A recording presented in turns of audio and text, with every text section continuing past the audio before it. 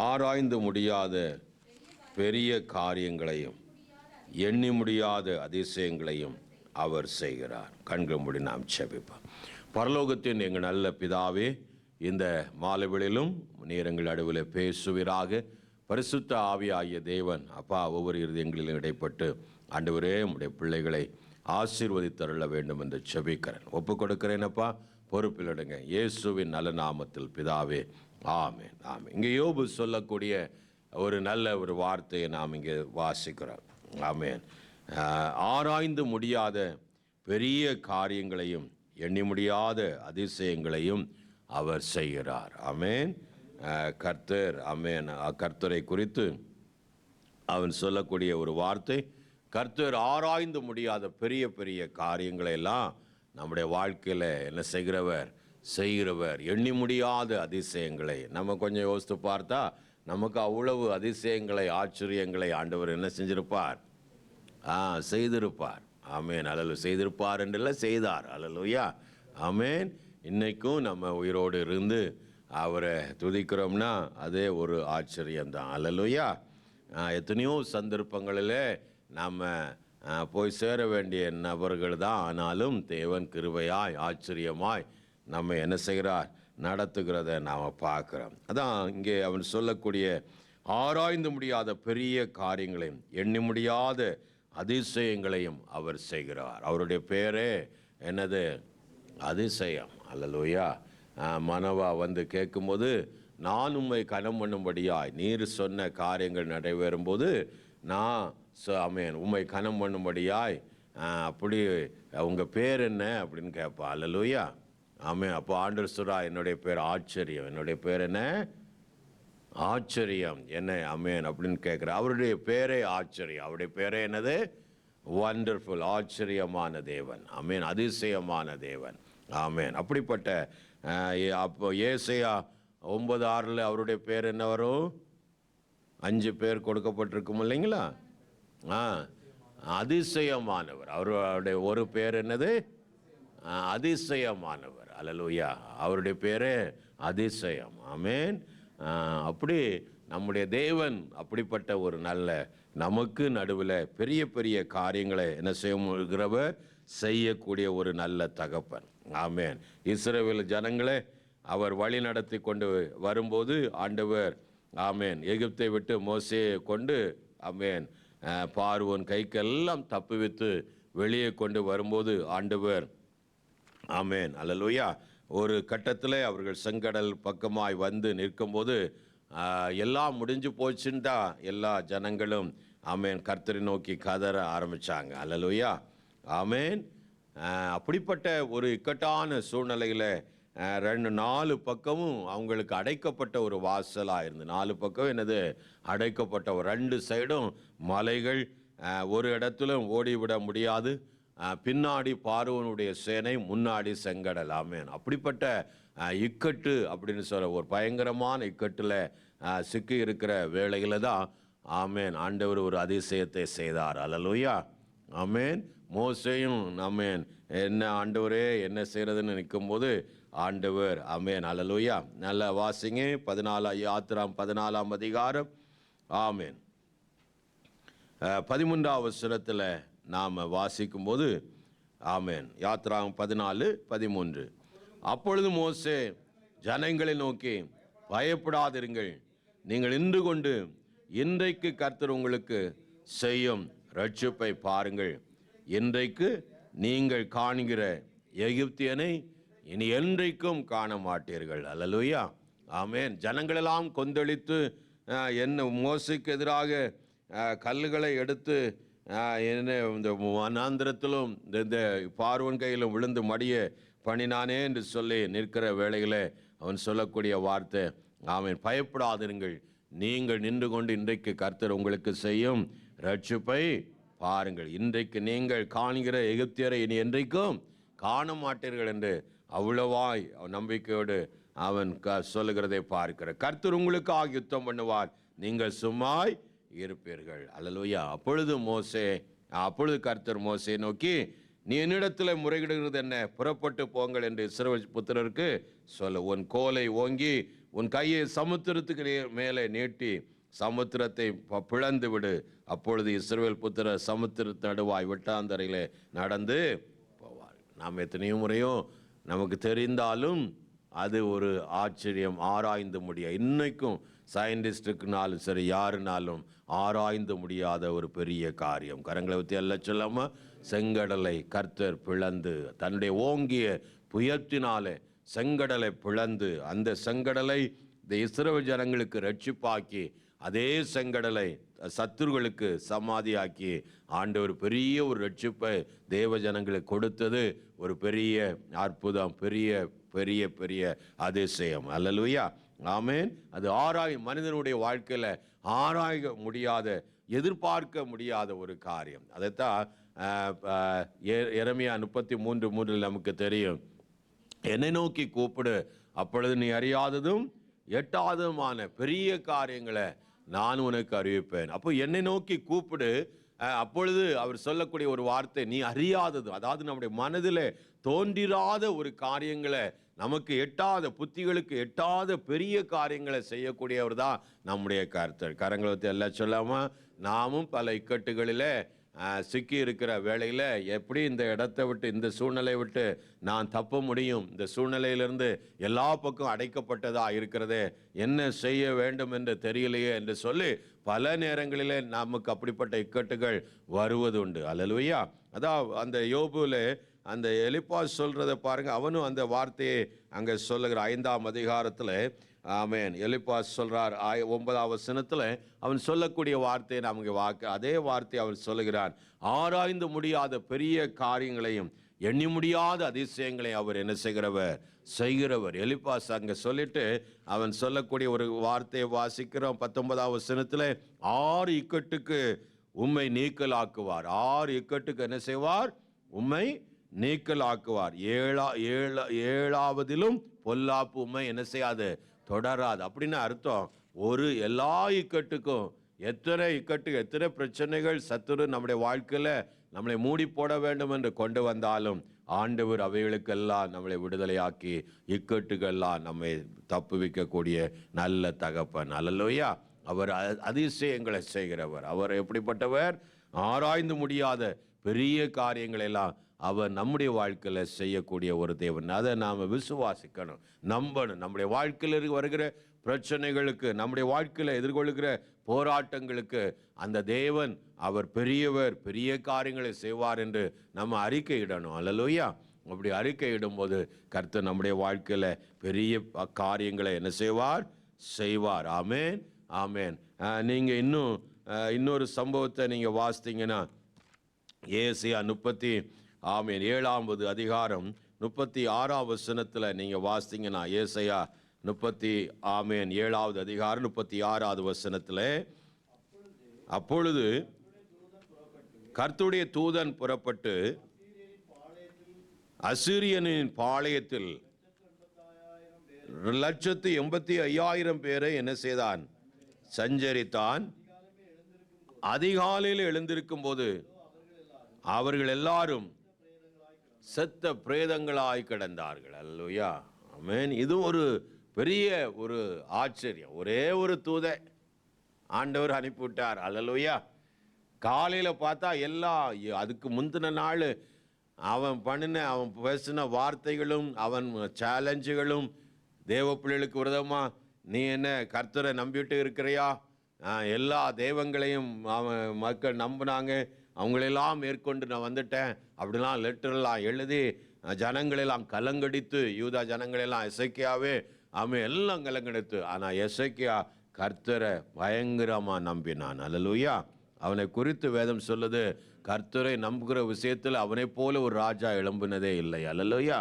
அவ்வளவாய் நம்பினான். நம்பிக்கை அவ்வளவு நிச்சயமாய் அவன் வைத்திருந்தான். அந்த நம்பிக்கையின் தேவன் மேலே அவனுடைய அசாதாரணமான நம்பிக்கை கர்த்தராலே ஒரு பெரிய காரியத்தை செய்ய முடிஞ்சது. கரங்களை எல்லாம் சொல்லாமா, ஒரே ஒரு தூதரை கொண்டு வந்து எல்லா பாளையத்தில் இருக்கிற எல்லா அசிரியனையும் கொன்று குவித்த தேவன். ஆமென்.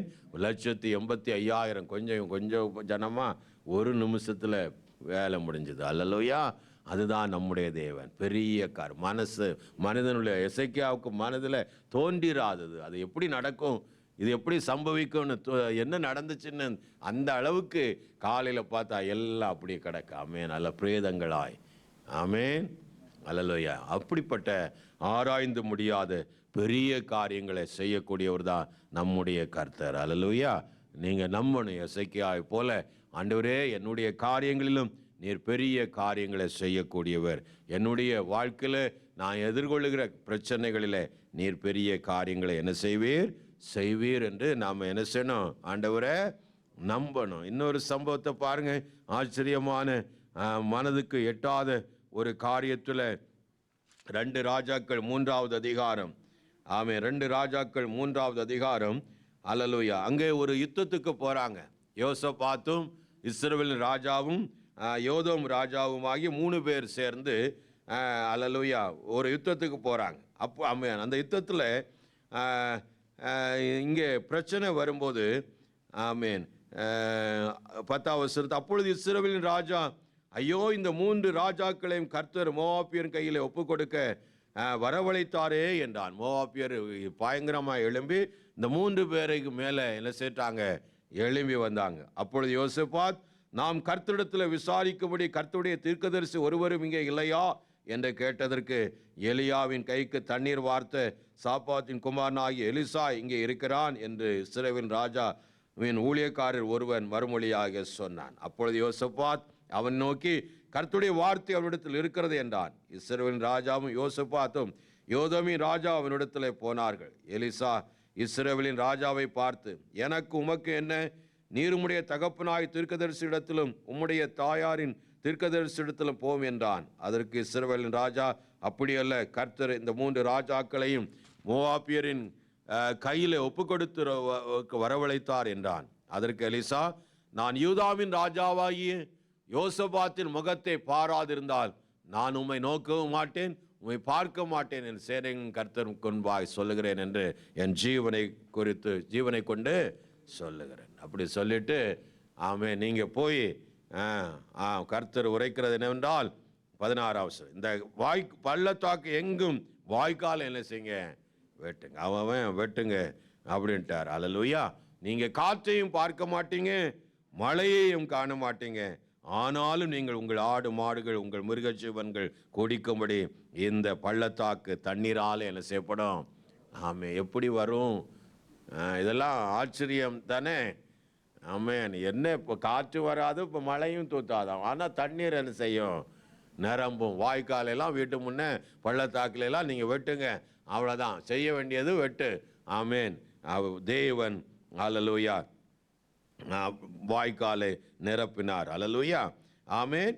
18வது, இது கர்த்தரின் பார்வைக்கு அற்ப காரியம், மோவாபியரையும் உங்கள் கையிலே ஒப்பு கொடுப்பார். இது கர்த்தருக்கு பார்வையில் என்னதான், ஆனால் நம்ம பார்வையில் அது அதிசயம், பெரிய காரியம். அல்லேலூயா. ஆமேன். அதனால தான் ஆசா அவன் சொன்னால் உமக்கு லேசான காரியம். அல்லேலூயா. பெரியவனானாலும் பலனுள்ளவனுக்கும் பலனற்றவனுக்கும் உதவி செய்ய 14ஆம் அதிகாரம் 14ஆம் அதிகாரத்தில் சொல்ல, உமக்கு லேசான காரியம். அல்லேலூயா. ஆண்டவருக்கு எல்லாமே லகு. ஆமேன்.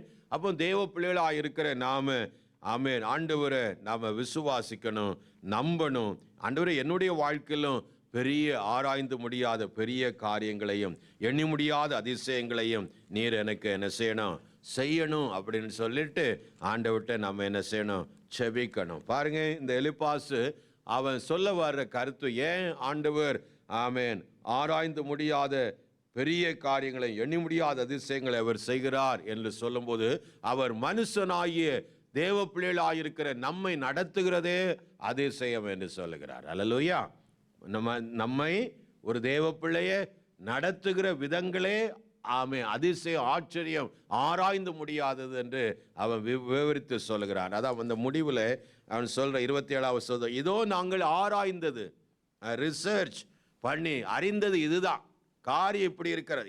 என்ன காரியம்? ஒரு மனிதனை, ஒரு தேவ பிள்ளைய, அவர்கிட்ட சார்ந்து வந்த ஒரு தேவ பிள்ளைய எப்படியெல்லாம் அவர் நடத்துகிறார், எப்படியெல்லாம் அவர் செய்கிறார் என்பதை இந்த அதிகாரத்தில் எலிப்பாசு ஆண்டவரை குறித்து பெரிய காரியங்களை அவர் சொல்லுகிறத நாம் இங்கே பார்க்கிறோம். ஆமென். ஒவ்வொரு 10வது சொல்றார், தாழ்ந்தவர்களை அவர் என்ன செய்தார்? உயர்த்துகிறார். உயரத்தில் வைத்து தூக்கிக்கிறவர்களை ரட்சித்து உயர்த்துகிறார். தாழ்ந்தவர்களை என்ன செய்கிறார்? உயர்த்துகிறார். குப்பையிலிருந்து எளியவனை குப்பையிலிருந்து உயர்த்துகிற தேவன். ஆமென்.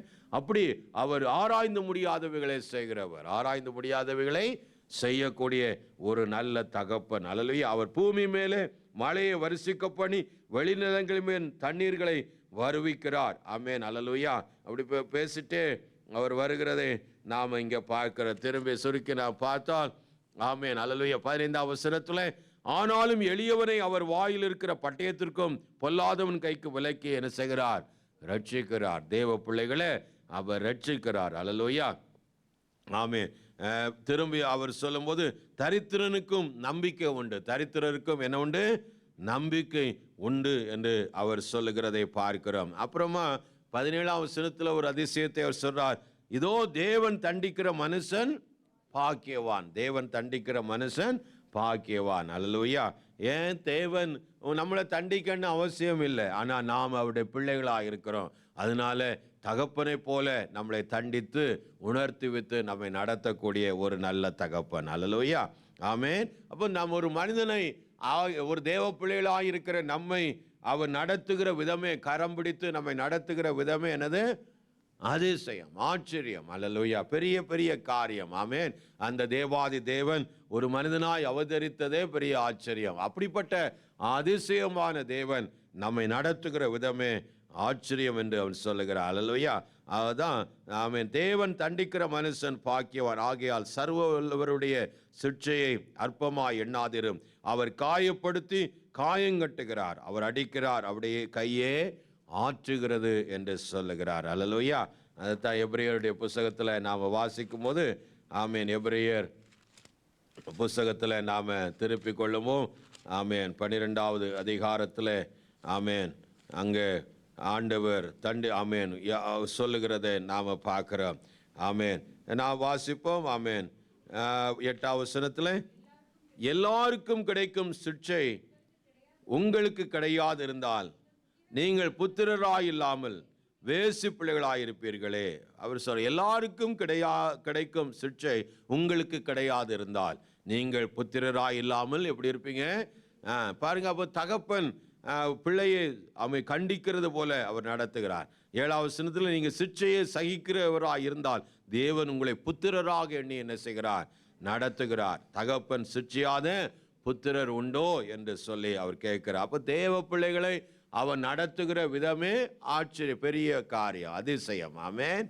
அல்லேலூயா. நாம் எம்மாத்திரம் நம்மை நடத்துவதற்கு, ஆனாலும் நம்மளை பிள்ளையாய் கருதுகிறார். ஆமென். எத்தனை தவறு பண்ணுறோம், எத்தனை கீழ்ப்படியாமை பண்ணுகிறோம், ஆனாலும் மன்னித்து நம்ம மறுபடியும் தூக்கி எடுத்து மறுபடியும் அவரை பின்பற்றி வரும்படியாக அவர் செய்கிற அதிசயமான நடத்துதல். அல்லேலூயா. ஆமென். நம்முடைய சரீரத்தின் தகப்பமார் நம்மை சிட்சிக்கும் போது அவர்களுக்கு நாம் அஞ்சி நடந்திருக்க நாம் பிழைக்கத்தக்கதாக ஆவிகளின் பிதாவுக்கு வெகு அதிகமாய் அடங்கி நடக்க வேண்டும் அல்லவா? அவர்கள் தங்களுக்கு நலமென்று தோன்றுகிறபடி கொஞ்ச காலம் சிட்சித்தார்கள். இவரோ நம்முடைய பரிசுத்தத்திற்கு நாம் பங்குள்ளவளாகும் பொருட்டு நம்முடைய பிரயோஜனத்துக்காகவே நம்மை என்ன செய்தார்? சிட்சிக்கிறார். அல்லேலூயா. அப்போ அவர் நடத்துதல், ஆமென், அதிசயம், ஆச்சரியம். அல்லேலூயா. ஆமென். அப்புறமா சொல்றார், இக்கட்டுக்கு விலைக்கு காத்தன். 20வது வசனத்தில் சொல்லுகிற வாசிங்க, பஞ்ச காலத்திலே அவர் உம்மை மரணத்திற்கும் யுத்தத்திலே பட்டய வெட்டுக்கும் விலைக்கு மீட்பார். அல்லேலூயா. பஞ்ச காலத்திலே, அப்போ நீதிமானுடைய பஞ்சத்தில் அவனை காப்பாற்றக்கூடிய ஒரு தேவன், யுத்தத்தில் நம்மை விலக்கி காக்கிற ஒரு தேவன். அல்லேலூயா. ஆமென். நாவின் சவுக்குக்கும் மறைக்கப்படுவீர், பாழாக்குதல் வரும்போது பயப்படாமல் இருப்பீர் என்று அவன் சொல்லுகிறத நாம் இங்கே பார்க்கிறோம். அல்லேலூயா. 22ல், பாழாக்குதலையும் பஞ்சத்தையும் பார்த்து நகைப்பீர், காட்டு மிருகங்களுக்கும் பயப்படாது இருப்பீர் என்று அவன் சொல்லி வருகிற ஒவ்வொரு காரியங்களையும் பார்க்கிறார். ஆமென். அல்லேலூயா. 24ல், ஆமென், அல்லேலூயா, உம்முடைய கூடாரம் எப்படி இருக்கிறோம்?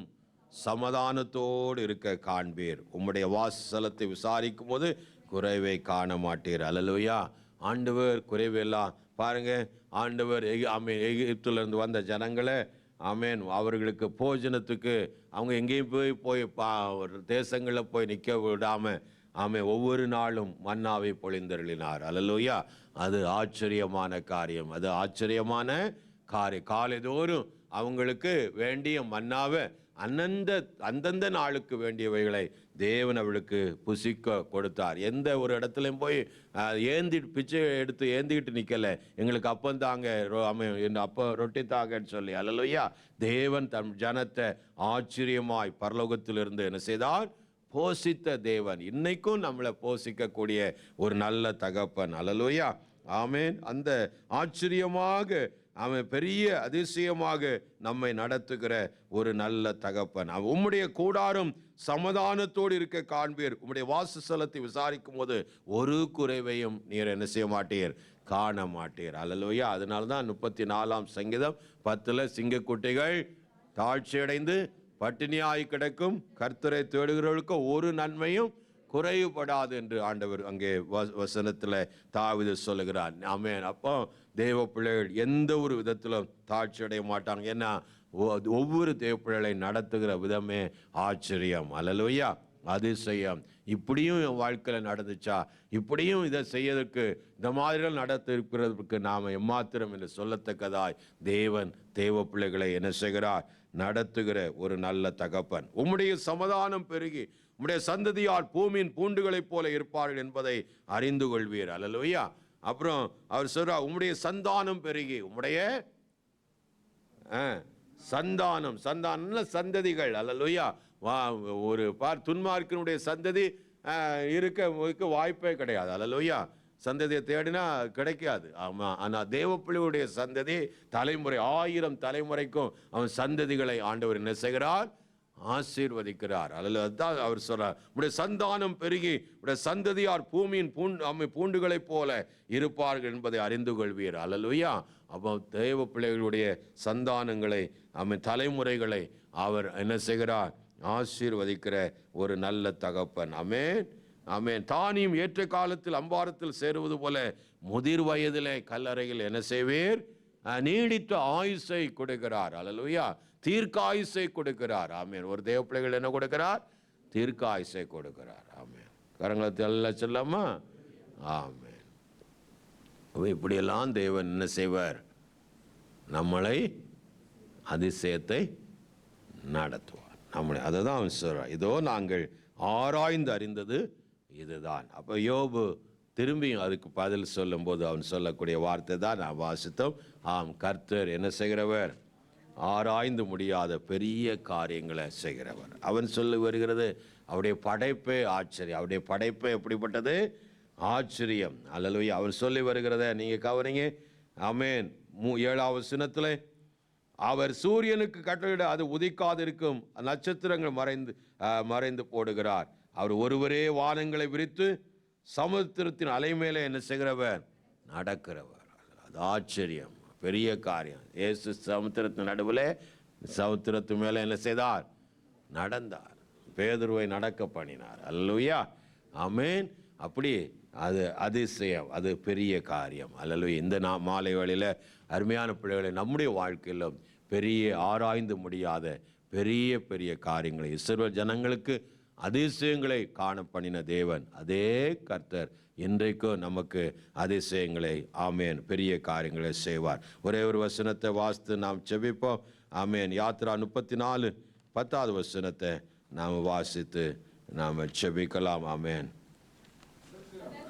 அதற்கு அவர், நான் ஒரு உடன்படிக்கை பண்ணுகிறேன்,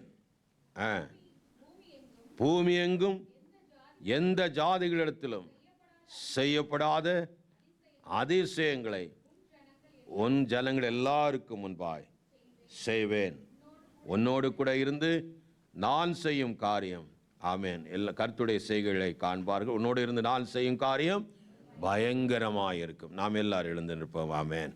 ஆமேன். பயங்கரமான காரியங்களையும் அதிசயங்களையும் ஆராய்ந்து முடியாதவைகளை மனதிலே தோன்றிடாததையும் செய்ய வல்லமுள்ள தேவன் தான் நம்முடைய கர்த்தர். ஒரு விஷயம் கூட இந்த மால்வெளியில் நம்முடைய வாழ்க்கையில் எந்தெந்த காரியங்களிலே நமக்கு ஒரு மன அழுத்தங்களை, வேதனைகளை, எனக்கு இது நடக்கலையே, நான் ஜெபிக்கிறேன், என் வாழ்க்கையில் சம்பவிக்கவில்லையே என்று நீங்கள் துக்கத்தோடு வேதனையோடு ஒருவேளை இருக்கலாம்.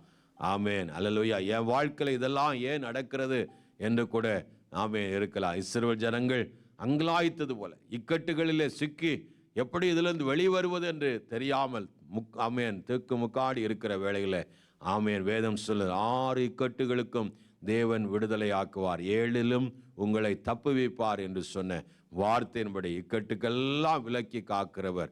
அவர்கள் ஆபத்தில் அவர்களை நோக்கி கூப்பிட்டார்கள், கர்த்தர் அவர்கள் எல்லா இக்கட்டுக்கும் விலக்கி காத்தார் என்று நாம் வாசித்த சங்கீதத்தில் வாசிக்கிறோம். அல்லேலூயா. ஒரு விஷயம் கூட ஆண்டவரை நோக்கி பார்த்து எல்லாரும் தேவனை துதிப்போமா? நன்றி ஆண்டவரே, என்னுடைய வாழ்க்கையிலும் ஆண்டவரே என்னையும் நீர் ரட்சித்தீரே ஐயா, என்னையும் ஒரு தகப்பனை போல நடத்துகிறீரே, என்னுடைய வாழ்க்கையிலும் ஐயா ஆராய்ந்து முடியாத பெரிய காரியங்களையும் எண்ணி முடியாத அதிசயங்களையும் எனக்கு செய்ய வேண்டும் என்று எல்லாரும் செபிங்க. நன்றி அப்பா, நன்றி ஆண்டவரே. அவரால் முடியாத காரியம் ஒன்றுமில்லை. சகலத்தையும் சிருஷ்டித்தவர், துருவ சக்கரங்களை சிருஷ்டித்தவர், எல்லா யூனிவர்ஸையும் சிருஷ்டித்தவர், நட்சத்திரங்களுக்கெல்லாம் பேரிட்டு அழைக்கிற கர்த்தர், நம்மையும் பேரிட்டு அழைக்கிற கர்த்தர். அல்லேலூயா. ஜனங்கள் துவண்டு போவார்கள் என்று பாராமல் ஆமேன் அவர்களுக்கு மன்னாவை கொடுத்தவர். ஆமேன் வனாந்திரத்தில் கற்பாறைகளில் இருந்து தண்ணீரை புறப்பட பண்ணின தேவன். அப்படிப்பட்ட அவருடைய ஓங்கிய புயத்தினாலே நம்மை நடத்துவதே ஆராய்ந்து முடியாத ஒரு காரியம். ஆண்டவரே என்னை நடத்தும் என்று சொல்லுவோம். நன்றி அப்பா, நன்றி ஆண்டவரே, நன்றி அப்பா. எல்லாரும் தேவனை துதிப்பா. நன்றி இயேசுவே. எந்த காரியமா இருந்தாலும், எந்த பிரச்சனையா இருந்தாலும், இந்த எசேக்கியாவை போல கர்த்தரை நம்பி ஆண்டவரே நீர் உண்மையிலே மேற்போட்டுக் கொள்ளும், என்னுடைய காரியத்தை மேற்போட்டுக் கொள்ளும் என்று சொல்லி எசேக்கியா தேவ சமூகத்தில் போய் அந்த லெட்டரை விதிர்ச்சி வைத்து தேவனை நோக்கி செபித்தது போல அந்த நம்பிக்கையோடு கர்த்தர் இறங்கி ஒரே ஒரு தூதனை அனுப்பி 1,85,000 பேரை ஆமேன் தரைமட்டம் ஆக்கி போட்டது போல நமக்கு விரோதமாய் எழும்புகிற எல்லா சத்துருக்களையும் கர்த்தர் அவிதமாகவே நம்முடைய தூதனை அனுப்பி நம்மை தப்புவிக்கிறவர். ஒரு விஷயம் எல்லாரும் தேவனை துதிப்போம். நன்றி அப்பா, நன்றி ஆண்டவரே. ஐயா பஞ்ச காலத்திலும் எங்களுக்கு உதவியாய் இருக்கிறவர், யுத்தங்களிலும் நடுவிலும் எங்களுக்கு உதவியாய் இருக்கிற கூடிய கர்த்தர். அல்லேலூயா. நன்றி அப்பா. எளியவனை குப்பையிலிருந்து உயர்த்துகிற தேவன், தாழ்ந்தவர்களை உயர்த்துகிற கர்த்தர். ஆண்டவரே ஆச்சரியமானவர். எல்லாரும் தேவனை சோத்திருப்போம். நன்றி அப்பா, நன்றி. ஆராய்ந்து முடியாத பெரிய காரியங்களையும் எண்ணி முடியாத அதிசயங்களையும் செய்யக்கூடிய கர்த்தர். அல்லேலூயா.